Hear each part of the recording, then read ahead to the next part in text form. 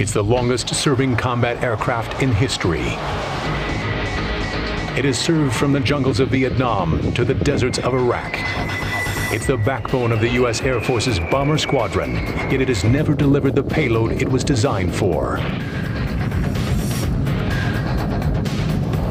After half a century, the venerable B-52 has kept to the skies.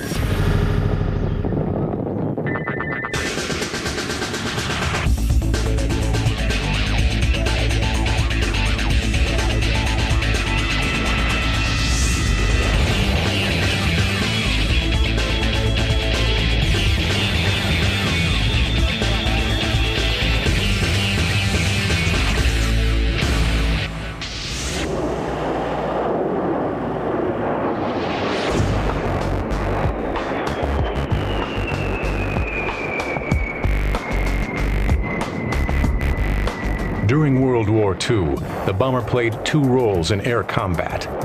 One as a tactical weapon against an enemy's conventional ground forces. The other as a strategic weapon, penetrating the enemy's heartland, striking factories, airfields, and key installations. The advent of the atomic bomb made strategic air power potentially the most destructive force in human history. World War II soon gave way to the Cold War, and the U.S. faced a new enemy in a new age. Created in 1946, the mission of the U.S. Air Force's Strategic Air Command was a deterrent against the Soviet Union's growing nuclear capability. By 1960, two more weapons joined the atomic bombers as part of the United States Strategic Force: the Land-Based Intercontinental Ballistic Missile, or ICBM, and the Submarine-Launched Ballistic Missile.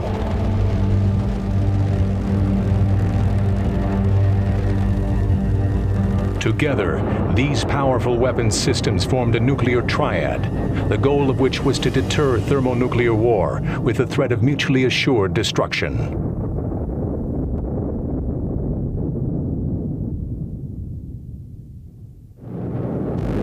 Today's strategic bombers evolved from the propeller-driven bombers of World War II, like the legendary B-17 Flying Fortress.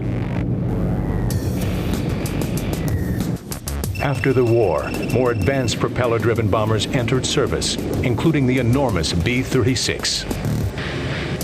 For long-range missions, propeller-driven aircraft remained more efficient than the new jet bombers. Early jet bombers such as the B-47 simply couldn't reach targets in the Soviet Union from bases in the United States. Then, in 1952, came the Boeing B-52 Stratofortress, the first jet bomber with intercontinental range. From bases in the northern U.S., it could reach Soviet targets more than 3,000 miles away.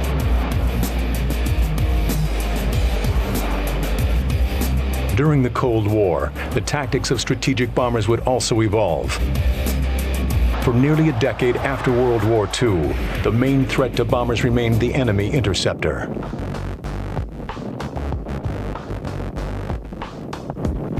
But in the mid-1950s, a new threat emerged: surface-to-air missiles.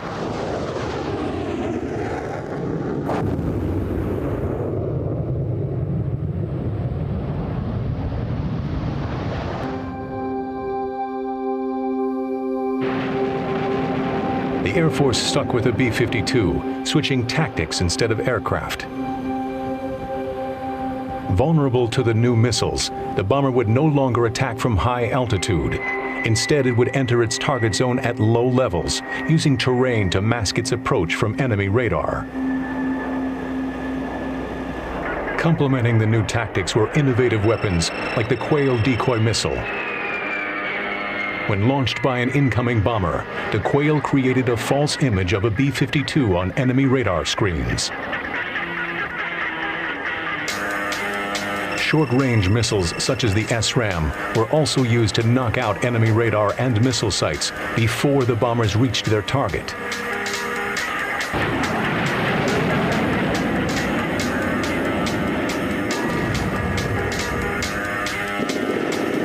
The Vietnam War gave the Strategic Air Command another mission and offered the B-52 a new role.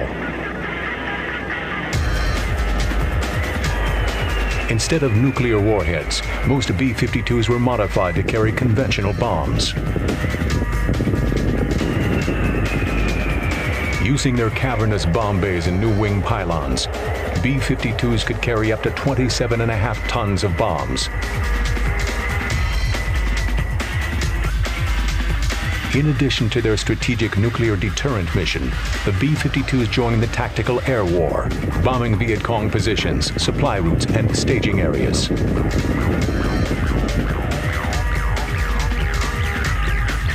By the end of 1972, B-52s had dropped more than 5 million tons of bombs and were credited with driving the North Vietnamese back to the negotiating table.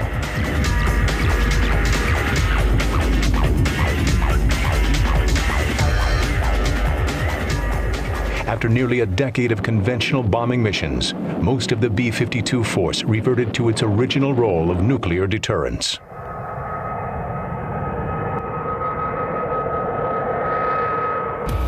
Towards the end of the Vietnam War, a new strategic bomber, the B-1, was being developed to replace the aging B-52. The B-1 Lancer could fly at supersonic speeds at low altitudes to better evade Soviet defenses.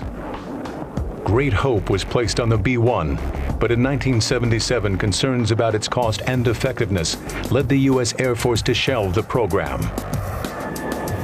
Instead, they chose to extend the life of the B-52 by modifying it to carry long-range air-launched cruise missiles called LCMs. Rather than the bomber having to run the gauntlet of Soviet anti-air munitions, the B-52 could launch a nuclear-armed missile from outside its airspace and penetrate the target zone.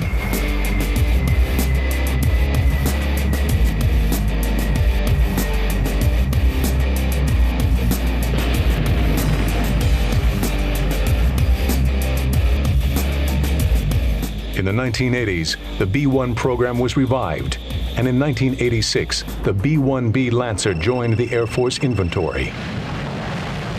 Through stealth technology, the Lancer reduced its visibility to enemy radar, though not enough to call it a true stealth aircraft.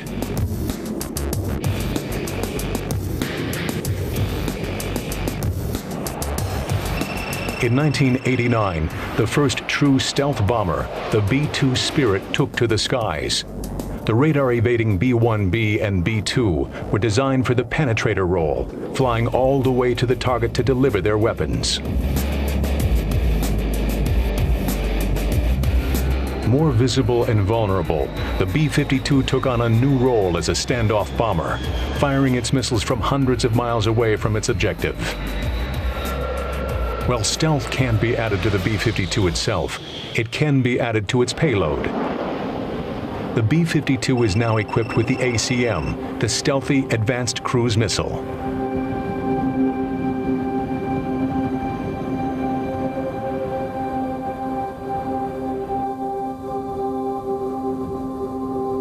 Innovations like the ACM, as well as frequent improvements to the B-52 itself, extended the life of this 1950s bomber into the 21st century.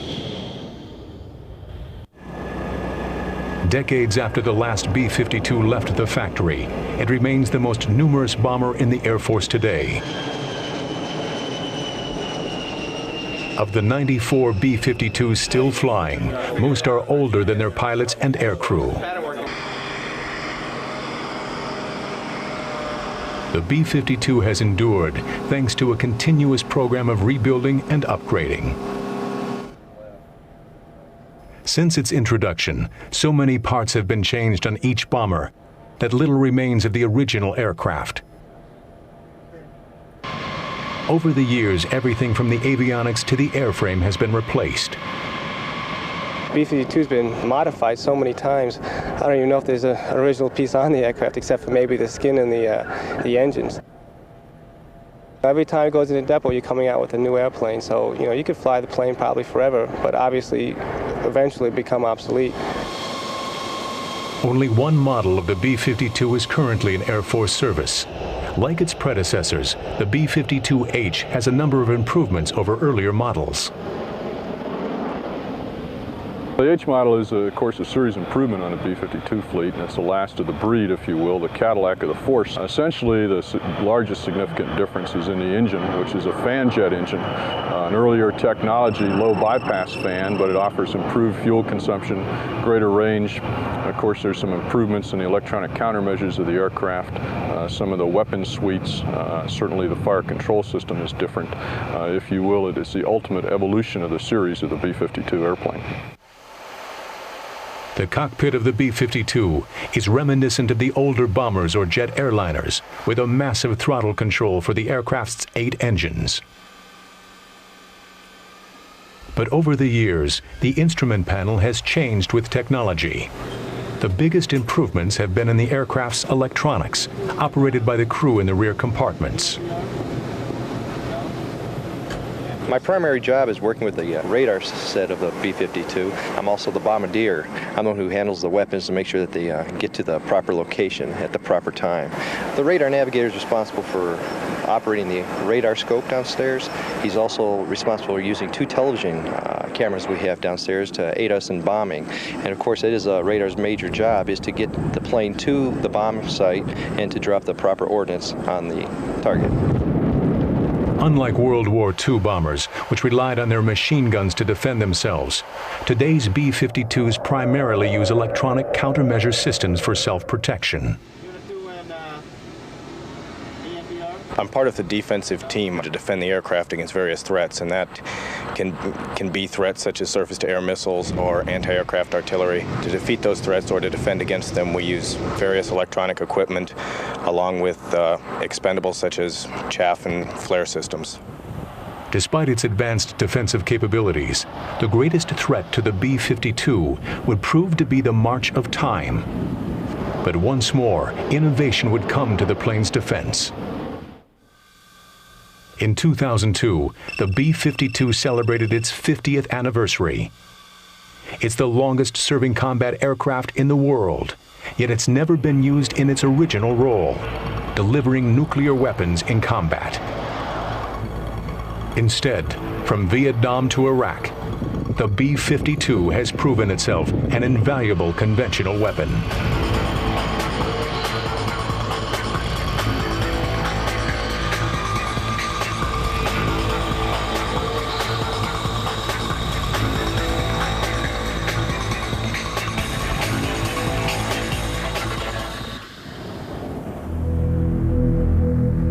Shortly before the fall of the Soviet Union, the Strategic Air Command issued a report on nuclear war planning called the Phoenix Study. Citing advances in submarine-launched ballistic missiles, the study suggested that submarines and ICBMs alone could form a nuclear twin triad, with strategic bombers mainly providing backup. With less emphasis on nuclear deterrence, the B-52 evolved into a multi-role bomber. Today, the U.S. Air Force maintains a small force of B-52H bombers configured to deliver a wide range of conventional and nuclear weapons.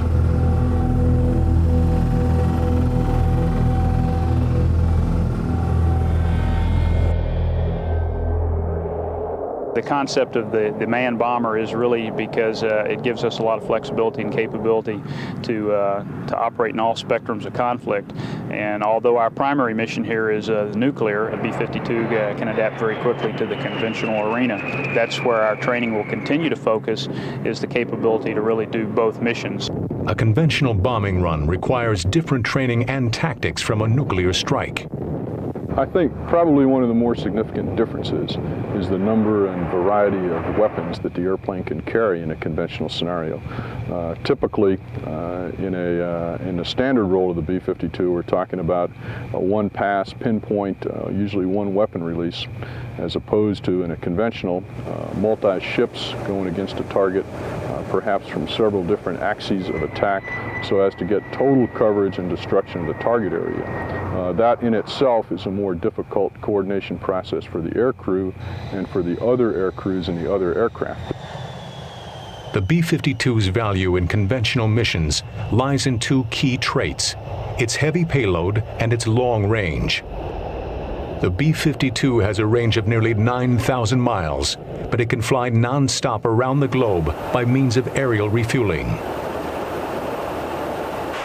The innovation of aerial refueling led to the creation of a large fleet of tanker aircraft. The KC-135 Stratotanker entered service in 1957 and is strikingly similar to the renowned Boeing 707 jetliner. Like the B-52, the KC-135 has been in active duty for several decades, undergoing continual modification.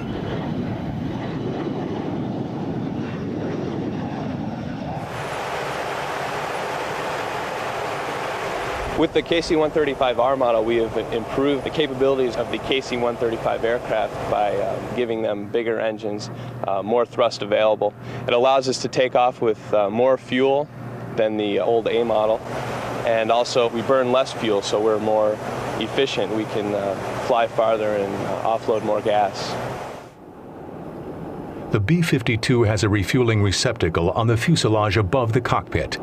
To refuel, the B-52 pilot carefully maneuvers his aircraft to a precise spot behind and below the KC-135. Then the boom operator in the tanker cautiously lowers the refueling boom.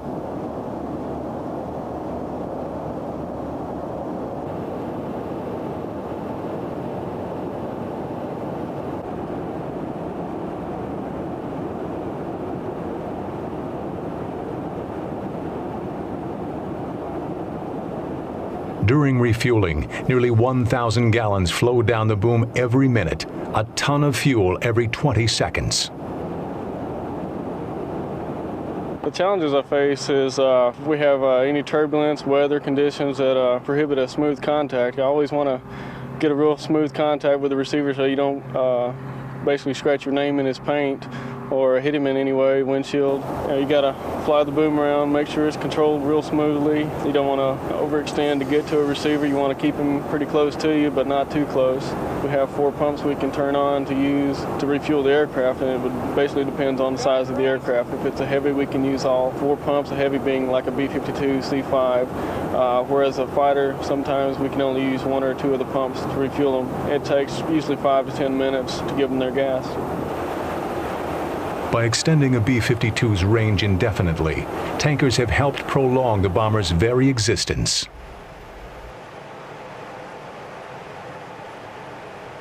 For over half a century, the B-52 Stratofortress has been like a chameleon, adapting to new roles and technologies through ever-changing political climates. From the Vietnam War to Operation Iraqi Freedom, the B-52 continues to serve.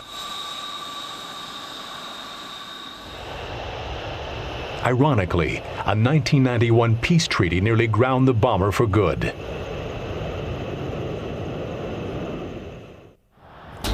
During the Gulf War in 1991, the venerable B-52 undertook one of its most secret and arduous missions since its inception. The assignment: to destroy key Iraqi facilities using conventionally armed LCOMs and pave the way for additional strikes by short-range strike fighters. Flying round-trip from Barksdale, Louisiana to Iraq, B-52Gs traveled more than 14,000 miles non-stop for 35 hours, at the time the longest combat mission in history. Following these missile strikes came conventional bomb attacks by B-52 units based in Europe and off the coast of Sri Lanka. Though the Air Force used precision-guided bombs for many targets, it relied on the massive payload of the B-52s to take out heavy targets, such as the sprawling chemical plant at El Kayem. As a defensive tactic, the B-52s typically flew in groups of 3 called a cell. Early in the war, missions were flown at night and at low altitude. Once the Iraqi Air Force was destroyed, high-altitude missions became possible. During Desert Storm, B-52Gs dropped more than 30% of the bombs delivered. yet it was the last combat mission of this model.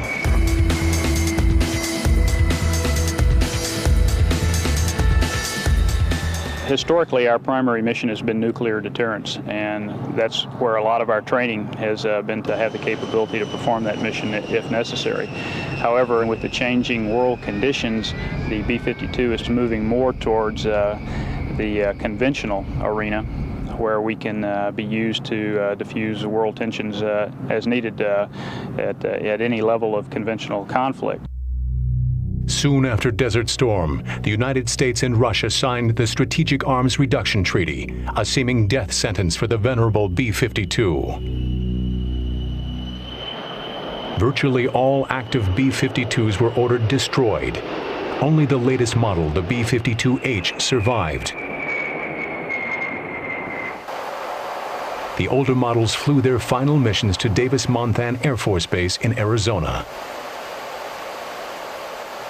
On a field known as the Boneyard, the once proud bombers were stripped of all usable parts, then unceremoniously demolished by a 13,000-pound steel blade.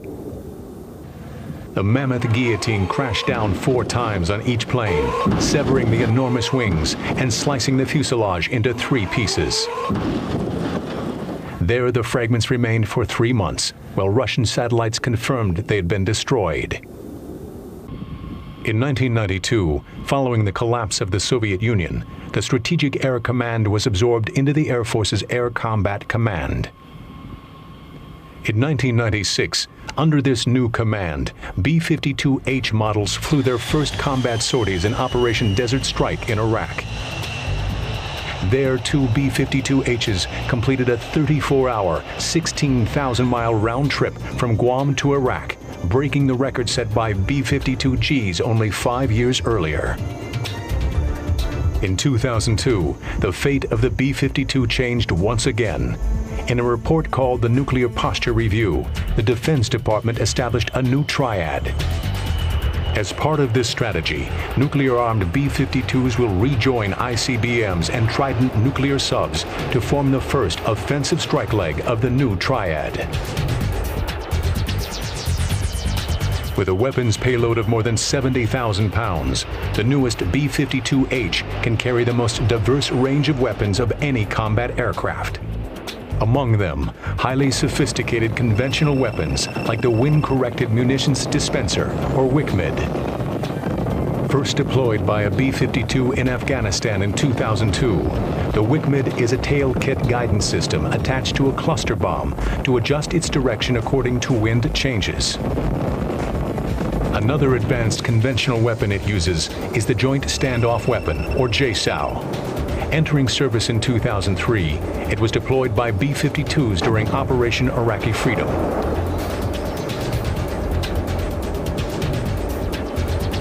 Today, 94 B-52s remain in service, and the Air Force plans to keep the fleet operational through 2040. Though the new triad renews the B-52's role to deliver nuclear weapons, the Stratofortress continues to prove itself a valuable conventional bomber. Most recently during Operation Iraqi Freedom, where more than 100 missions were flown.